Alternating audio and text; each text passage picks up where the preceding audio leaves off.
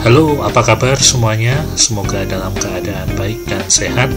Berjumpa lagi dengan saya, Vian Lukas. Salam Equilibrium. Hari ini kita akan belajar tentang materi jurnal umum.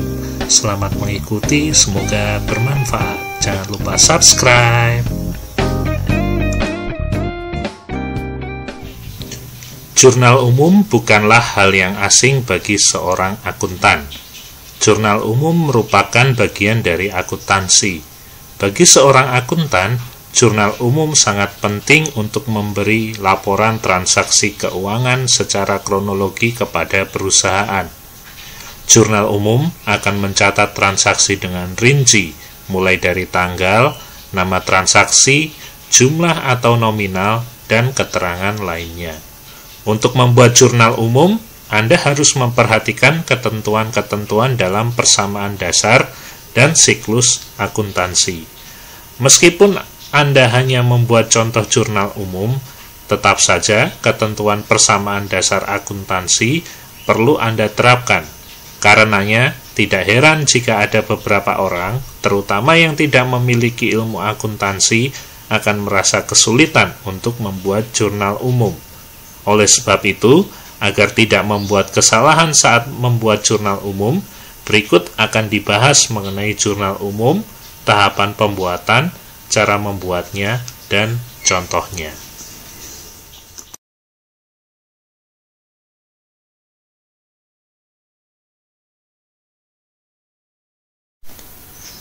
Tahap pertama dalam siklus akuntansi perusahaan jasa adalah mengumpulkan data-data keuangan yang valid, akurat, dan bisa dipertanggungjawabkan. Contohnya seperti nota pembelian, kwitansi penjualan, dan sebagainya. Berdasarkan data-data yang dikumpulkan, kita catat seluruh transaksi keuangan tersebut secara detail pada jurnal umum agar memudahkan kita pada tahap-tahap pencatatan selanjutnya. Pengertian jurnal umum. Jurnal umum adalah tempat untuk melakukan pencatatan bagi segala jenis bukti transaksi keuangan yang muncul akibat terjadinya berbagai transaksi keuangan perusahaan dalam suatu periode tertentu.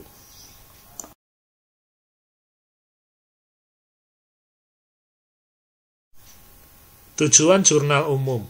Jurnal umum dibuat untuk memudahkan proses pemindahan dampak transaksi yang terjadi dalam sebuah akun sesuai dengan transaksi. Contohnya adalah adanya arus uang keluar ataupun arus uang masuk dalam sebuah perusahaan jasa. 5 fungsi jurnal umum dalam akuntansi. Yang pertama adalah fungsi historis. Pencatatan setiap transaksi harus dilakukan berdasarkan tanggal terjadinya transaksi.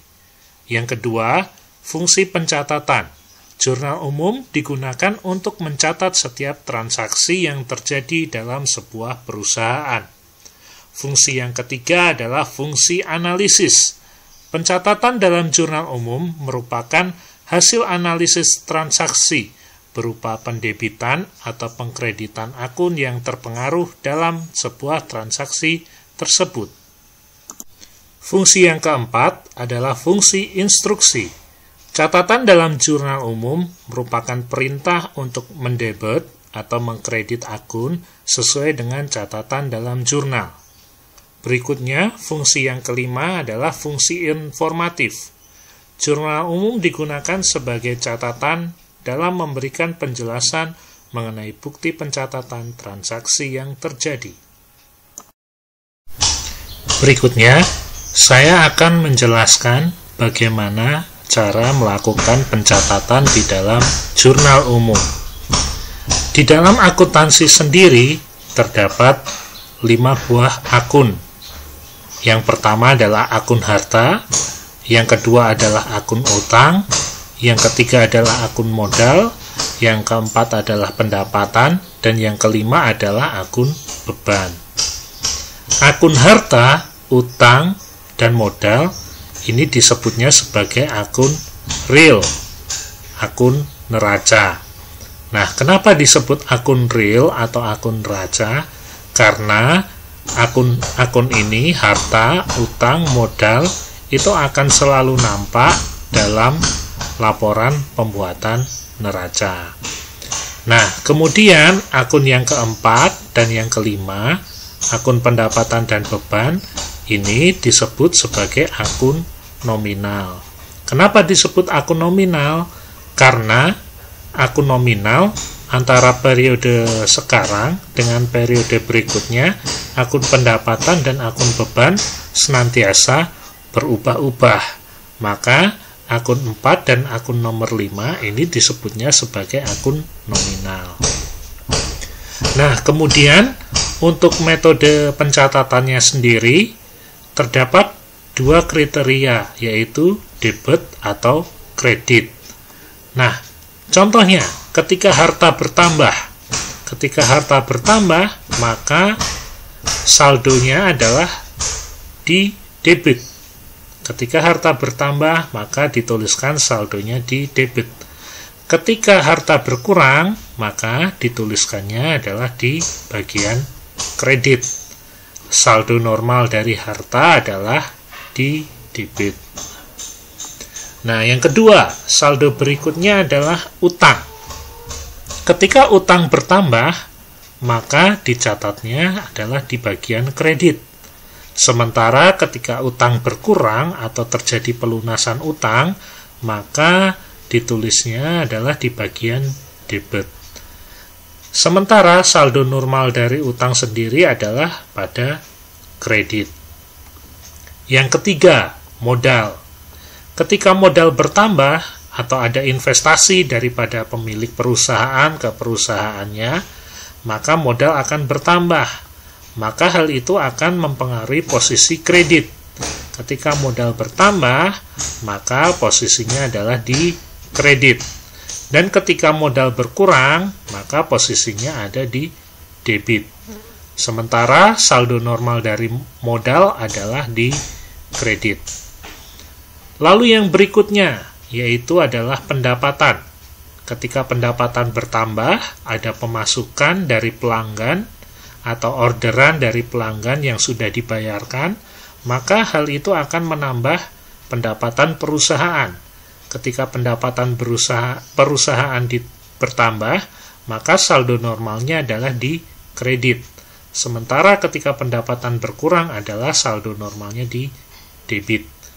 Nah, sementara saldo normal pendapatan sendiri posisinya ketika dimulai di buku besar adalah pada posisi kredit.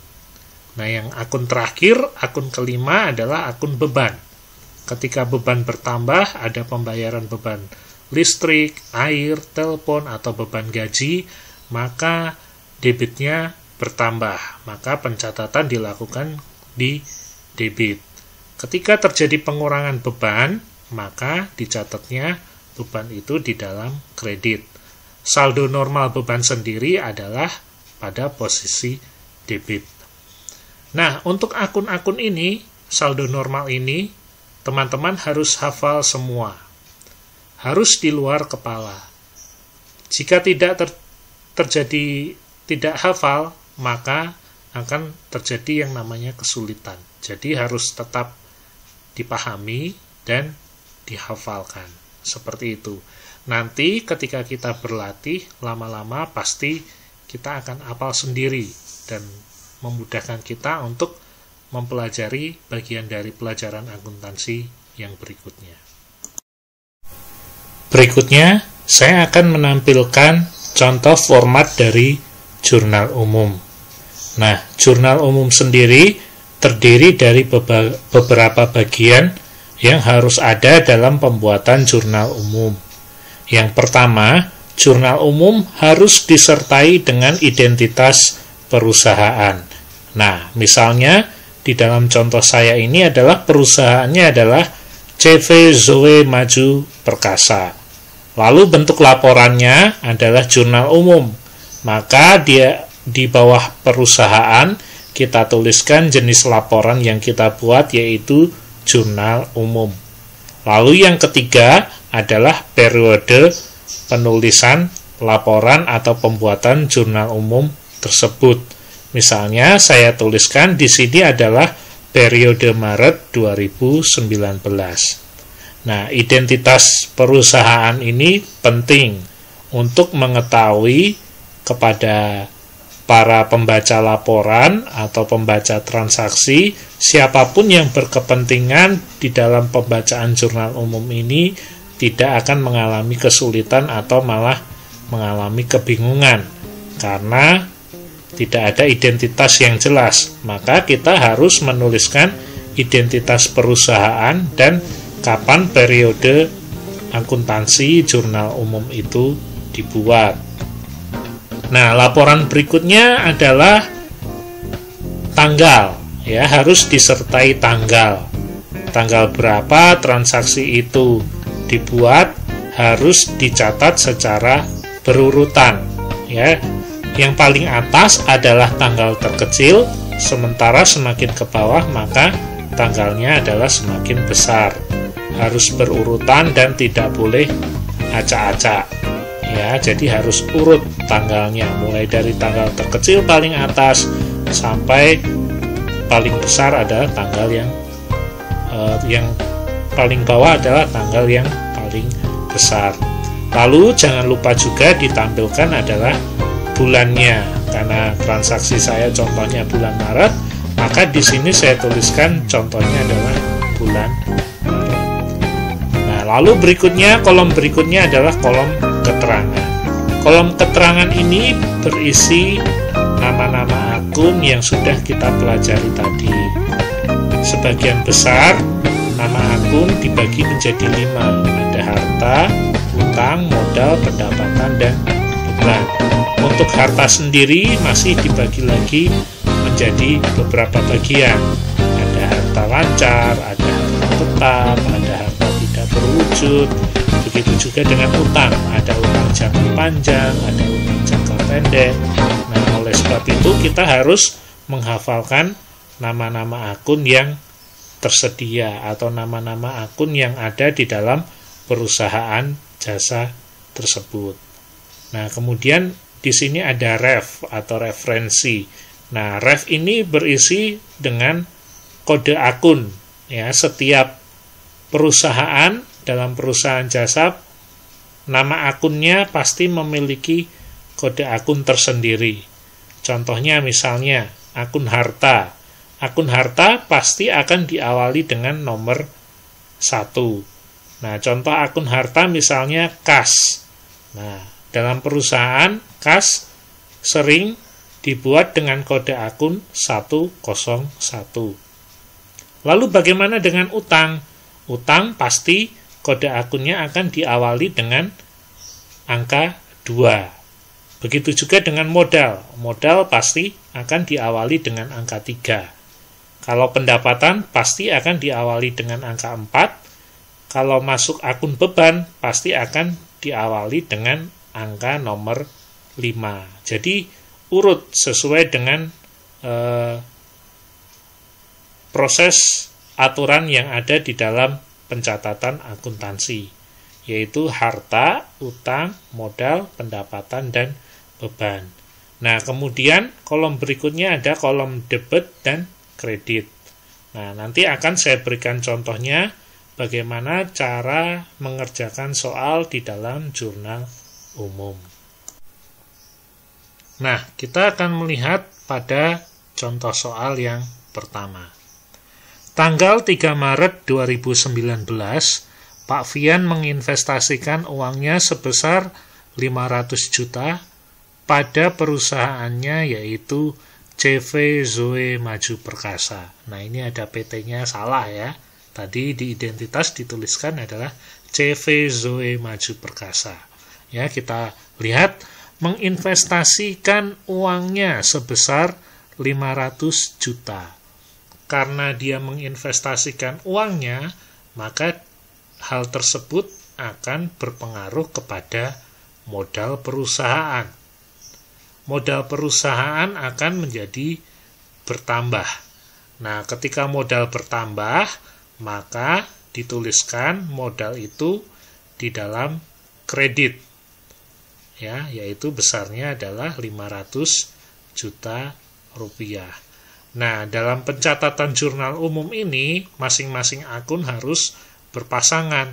Tidak boleh diisi hanya kredit atau tidak boleh diisi hanya debit. Jadi antara debit dan kredit harus diisi dengan berpasangan. Nah, ketika Pak Fian menginvestasikan uangnya, maka modal perusahaan akan bertambah dan ada akun lagi yang bertambah, yaitu kas. Kas itu merupakan bagian dari harta. Ketika harta bertambah, maka harta bertambah ditulis di dalam debit. Besarnya adalah 500 juta. Dan pasangannya adalah kredit, yaitu modal, yaitu besarnya juga 500 juta rupiah. Nah, ketika melakukan penulisan debit, maka nama akunnya menjorok ke kiri. Ketika akan menuliskan akun kredit, maka akunnya dituliskannya, nama akunnya di keterangan agak menjorok ke tengah, ya, untuk membedakan antara posisi mana debit, mana kredit. Nah, untuk kodenya kita tuliskan, ya. Kalau kas misalnya adalah karena kas masuk harta 101. Karena modal ada di urutan keempat, maka contohnya misalnya 401. Nah, itu untuk transaksi yang pertama, transaksi tanggal 5 Maret. Oh ya, mohon maaf, untuk kode modal, kode akunnya adalah 301, bukan 401. Kalau 301 benar untuk modal, kalau 401 itu untuk pendapatan. Jadi saya ralat kalimat saya yang salah di soal ini. Terima kasih. Nah, soal berikutnya nomor 2. Tanggal 11 Maret 2019 dibayar uang sejumlah 20 juta rupiah untuk sewa kantor selama 1 tahun. Ya. Jadi, terjadi transaksi pembayaran sewa untuk 1 tahun. Nah, kita akan melihat bagaimana pencatatan transaksi tersebut ke dalam jurnal umum. Ya, membayar uang sejumlah berarti ada sejumlah uang yang keluar, berarti ada uang kas yang keluar. Nah, ketika uang kas keluar, maka kas tersebut tandanya adalah berkurang. Karena kas masuk dalam akun harta, maka harta berkurang. Harta berkurang, maka kas ditaruhnya di kredit sebesar 20 juta rupiah. Nah, maka kita harus mencari pasangannya. Pasangannya adalah apa? Yaitu karena dibayar uang sejumlah 20 juta rupiah untuk sewa kantor, maka ada yang namanya akun beban sewa. Nah, ketika beban bertambah atau ada beban yang harus dibayarkan, salah satunya adalah beban sewa, maka ketika beban bertambah sejumlah 20 juta rupiah, maka ditulisnya di dalam akun debit senilai 20 juta rupiah. Nah, untuk penulisan tanggalnya jangan lupa, untuk cara menulis keterangannya jangan lupa juga. Ketika mencatat beban itu ada di debit, maka harus menjorok ke kiri.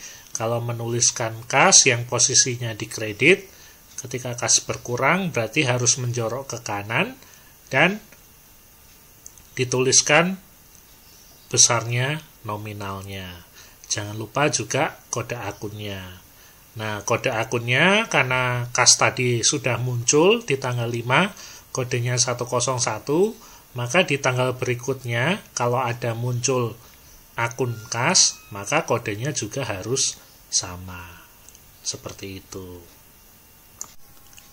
Ya, sekedar tambahan, ketika kita mengerjakan soal akuntansi, terutama pada saat ini kita sedang mengerjakan materi jurnal umum, maka ketika mengerjakan soal tersebut, posisikan diri kita sebagai akuntannya. Posisikan diri kita sebagai akuntannya. seolah-olah kita sedang mengalami transaksi yang dalam perusahaan dan kita bertanggung jawab untuk mencatatnya. Jadi peran kita dalam pembuatan atau pembuatan jurnal umum ini adalah sebagai akuntannya, ya, bukan sebagai pemilik atau bukan sebagai pembeli, tapi sebagai akuntannya. Soal berikutnya, tanggal 15 Maret 2019, membeli peralatan dan perlengkapan kantor masing-masing sebesar 10 juta rupiah dan 5 juta rupiah. Ya, membeli peralatan dan perlengkapan. Peralatan dan perlengkapan kantor merupakan bagian dari harta. Peralatan merupakan harta tetap, kalau perlengkapan merupakan harta lancar. Tetapi keduanya masuk dalam akun harta. Nah, ketika peralatan bertambah, maka posisinya adalah harta bertambah. Nah, harta bertambah berarti ditulisnya adalah di debit. Nilai peralatan adalah 10 juta. Sementara perlengkapan nilainya adalah 5 juta rupiah. Keduanya sama-sama di debit karena keduanya merupakan harta.